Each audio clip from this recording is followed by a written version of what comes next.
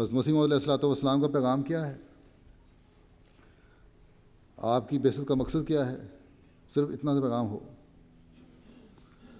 دین کی ضرورت کیا ہے؟ مختصر باتیں ہوں اور ایک ورقے میں آگے پیچھے ایک ورقہ شائع کیا جائے، اتنا پیغام ہی پہنچ جائے، اور ہماری ویب سائٹ کا پتہ دیا جائے، اس پہ MTA کا پتہ دیا جائے، جو دلچسپی رکھنے والے ہیں وہ خود پھر توجہ کرتے ہیں، بجائے اس کے کہ ایک فنکشن کر کے چھوٹا سا چند کتابیں دے دی جائیں چند آدمیوں کو، جو گھر جا کے رکھ دیتے ہیں اور پڑھتے بھی نہیں، اور وہ ضائع ہو رہی ہوتی ہیں کتابیں، وہ کسی اور کے کام آ سکتی ہیں۔ پہلے بنیادی طور پر یہ تو دیکھیں کہ جس کو آپ دے رہے ہیں اس کو کوئی دلچسپی بھی ہے اس سے کہ نہیں، مذہب سے یا دین سے۔ بس پہلا تو یہ ہے کہ تعارفی یا ایک ورقہ جو ہے وہ ہر شخص تک پہنچ جانا چاہیے، پھر اس کے ساتھ ساتھ مزید رستے کھلتے چلے جائیں گے۔ تو اگر انصار اللہ میں شامل وہ ممبران جو کچھ نہیں کر رہے اور فارغ بیٹھے ہیں، اور یا کسی ڈاکٹری وجہ سے، کسی چوٹ وغیرہ کی وجہ سے بھاری کام نہیں کر سکتے، اور ان کو ڈاکٹروں نے سرٹیفکیٹ دیا ہو کہ تم نے کام نہیں کرنا، وہ یہ تبلیغ کا کام تو کر سکتے ہیں۔ وہ اس پیغام پہنچانے اور احمدیت کا تعارف پہنچانے کی مہم میں بہت اہم کردار ادا کر سکتے ہیں، اور اس کے ساتھ ساتھ جب وہ عملاً اس میدان میں قدم رکھیں گے تو اپنے دینی علم کی ترقی اور دعاؤں کی طرف بھی توجہ پیدا ہوگی، اور پھر توجہ بڑھتی چلی جائے گی، اور اس سے روحانیت میں ترقی ہوتی چلی جائے گی۔ بس یہ دوسری بات ہے کہ تبلیغ کے میدان میں ایک خاص شوق اور جذبے اور کوشش سے اپنے آپ کو پیش کریں۔ پھر ایک اہم بات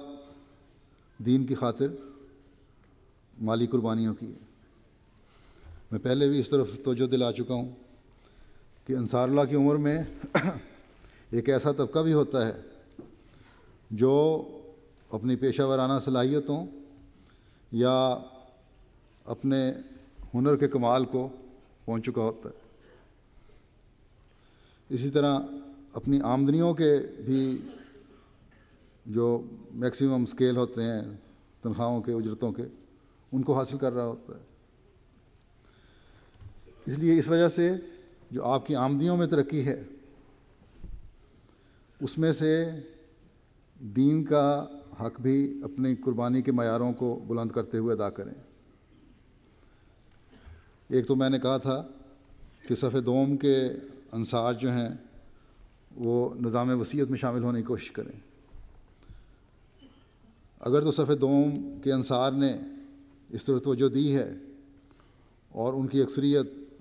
بلکہ اب صف دوم کے انصار کو تو 100% شامل ہونے کی کوشش کرنی چاہیے، یہ شامل ہو گئے ہیں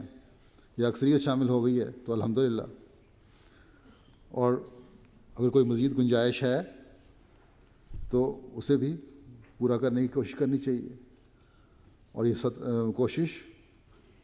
مجلس انصار اللہ کی سطح پر ہونی چاہیے۔ اگر وہ معیاری عمل نہیں کیے جن کی انصار اللہ سے توقع کی جاتی ہے تو تب بھی توجہ کرنی چاہیے۔ بعض لوگ کہہ دیتے ہیں ہمارے عمل ایسے ہیں کہ ہمیں وصیت کرتے ہوئے ڈر لگتا ہے۔ اگر عمل ایسے ہیں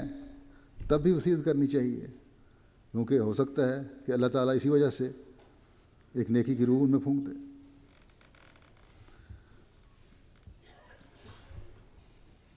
بلکہ وصیت کرنے کے بعد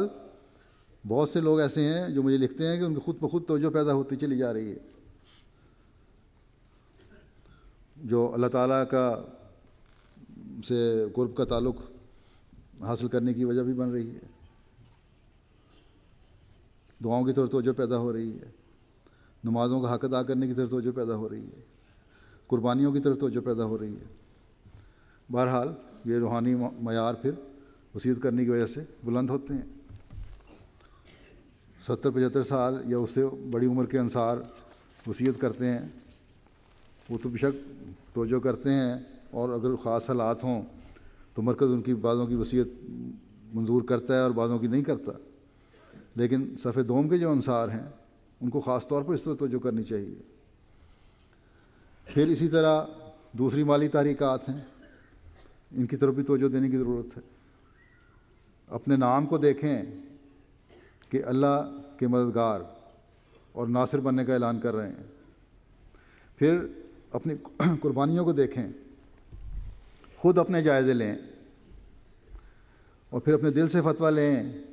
کہ کیا ہم انصار اللہ کا حق ادا کرنے انصار اللہ ہونے کا حق ادا کر رہے ہیں۔ اور جب خود اپنی سوچ کو اس نہج پر لائیں گے تو مجھے امید ہے انشاءاللہ تعالی ہر ایک کے اندر پاک تبدیلیوں اور قربانیوں کے معیار بڑھتے چلے جائیں گے، اور جب یہ بڑھیں گے تو یہی چیز ہے جو جماعت کی من حیث الجماعت روحانی بقا اور ترقی کے سامان کرتی ہے۔ پھر ایک اہم کام انصار اللہ کا خلافت سے وابستگی اور اس کے استحکام کی کوشش ہے۔ اللہ تعالیٰ کے فضل سے جماعت کا ہر فرد اس میں لگا ہوا ہے اور بڑے بڑے اعلیٰ نمونے پیش کرتے ہیں، لیکن انصار اللہ کو اس بات پر نظر رکھنی چاہیے اور جائزے لیتے رہنا چاہیے کہ یہ معیار جو حاصل کر رہے ہیں یہ یہیں رک نہ جائیں بلکہ بڑھتے چلے جائیں۔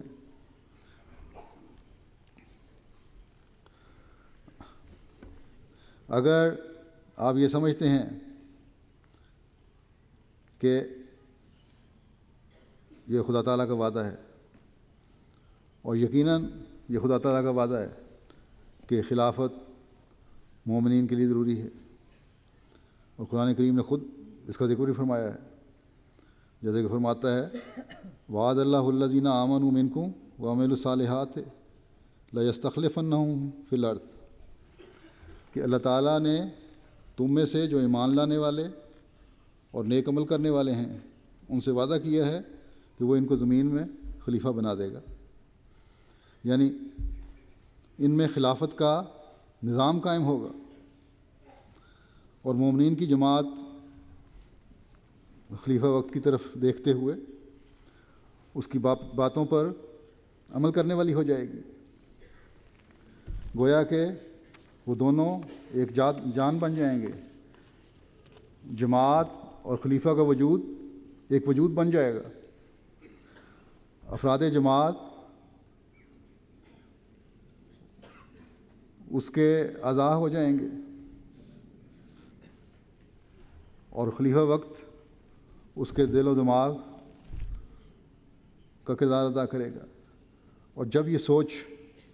ہر ایک میں پیدا ہو جائے گی تو سوال ہی نہیں کہ کوئی فرد جماعت اپنے فیصلوں اور اپنے علمی نقطوں اور اپنے عملوں پر اصرار کرے۔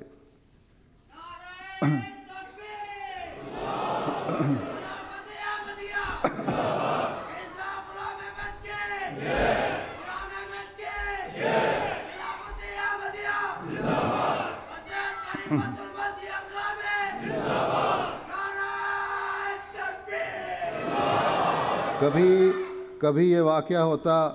دنیا نے کسی جسم میں نہیں دیکھا کہ دماغ ہاتھ کو ایک حکم دے اور ہاتھ اس حکم کو رد کرتے ہوئے اپنے طور پر کوئی کام سر انجام دے۔ بس جو ایمان لانے والے ہیں، نیک اعمال بجا لانے والے ہیں، اللہ تعالیٰ کی عبادت کا حق ادا کرنے والے ہیں، وہ اللہ تعالیٰ کے وعدے کے مطابق اس جسم کا عضو بن جاتے ہیں جو دماغ کے تابع ہوتا ہے، اس جماعت کا حصہ بن جاتے ہیں جو آخری زمانے میں حضرت مسیح موعود علیہ الصلوۃ والسلام کے ذریعہ سے قائم ہو کر پہلوں سے ملنے والی جماعت ہے، اور پھر اس کے عملی نمونے دکھاتے ہوئے اللہ تعالیٰ کہ اس انعام کے حقدار بننے والے ہو جاتے ہیں جو تا قیامت جاری رہنے والا انعام ہے۔